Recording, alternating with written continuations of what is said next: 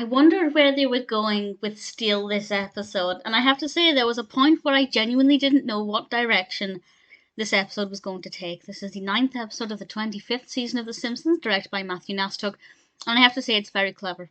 It's very, very well written and unpredictable, and I really thoroughly enjoyed it. This focuses on piracy.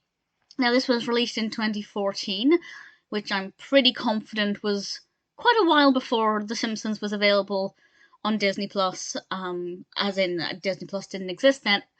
So ironically, I expect some people might have been watching this episode pirated, which is a great sense of irony. Homer decides to screen a new film that's out, and I understand the beautiful thing that Homer created because it brought everybody from the community together into the Simpsons' backyard. He downloaded a new release illegally and projected it on a screen, and yeah, I do understand the perspective that it brought everybody together, but at the same time, not only is he streaming it illegally, but also he's showing it illegally because you also need a license to show films. Even if you've bought the DVD, you're not allowed to just do a screening of it for your, well, I don't know where the line is. For your friends, yes, but when it becomes a community thing, I think it's a grey area. At least in the UK, you're not allowed to, I think it's when it's for profit, you're not allowed to stream it. But even then, you're not allowed to show films in schools unless it's for educational purposes as part of the curriculum. So when they put on a Christmas DVD on the last day of term, I actually think that's illegal. So the point is, it's a whole grey area, but it's very obvious that this is something that Homer definitely shouldn't be doing. And I loved what they did. I won't spoil it by saying what they did, but Bart shows Homer how to illegally obtain these films, and I love what the episode did. I just thought it was quite amusing and rather entertaining. And unfortunately, the FBI find out that Homer is streaming these films illegally. They don't seem to draw upon the fact that he's streaming it for the community, but just simply the fact that he's illegally downloading this film. And obviously he gets into trouble, but it's not as straightforward as that. And the narrative actually becomes quite complex and really interesting and absolutely unpredictable. And with a spoiler warning in a moment, I will discuss what happens at the end because I thought it was brilliant. But it was really unclear where this was going and ultimately what would happen to Homer, and I was quite baffled by the unpredictability of it, but I really thoroughly enjoyed it. And I think it's a very important message, of course, and one that I think really makes it quite clear that it's not worth it. We also have some great guest voices in this.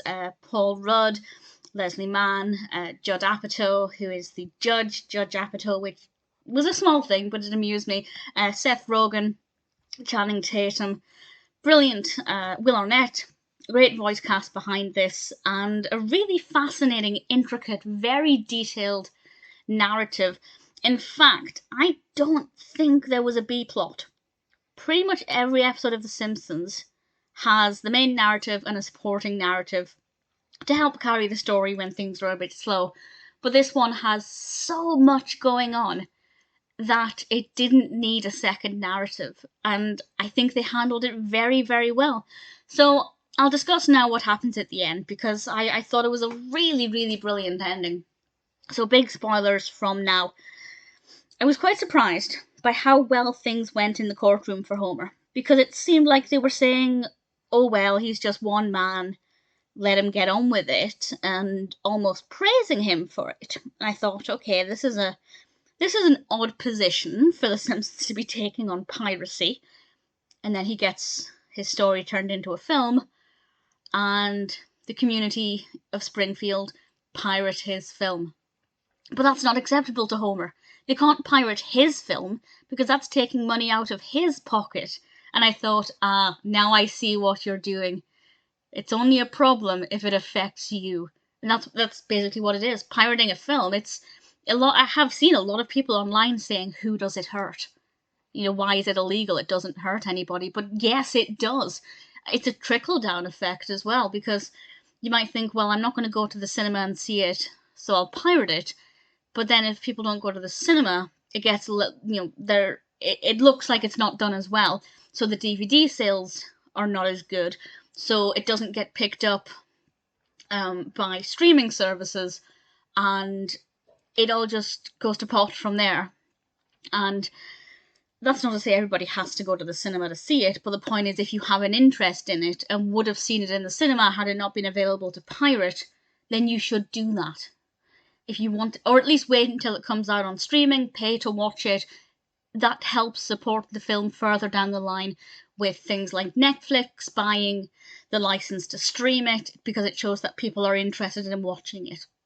So it isn't just a simple case of, well, my one ticket or my one purchase to stream it won't make a difference, because, well, I mean, yeah, fair enough, one person won't.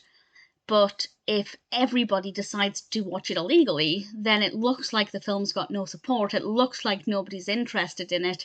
And that means further down the line it's going to have a continued negative effect on the film, even if everybody actually loves it. This isn't going to be a preachy video about me saying you shouldn't pirate, because, well, the episode does a very good job of that. I really enjoyed it. Brilliantly written.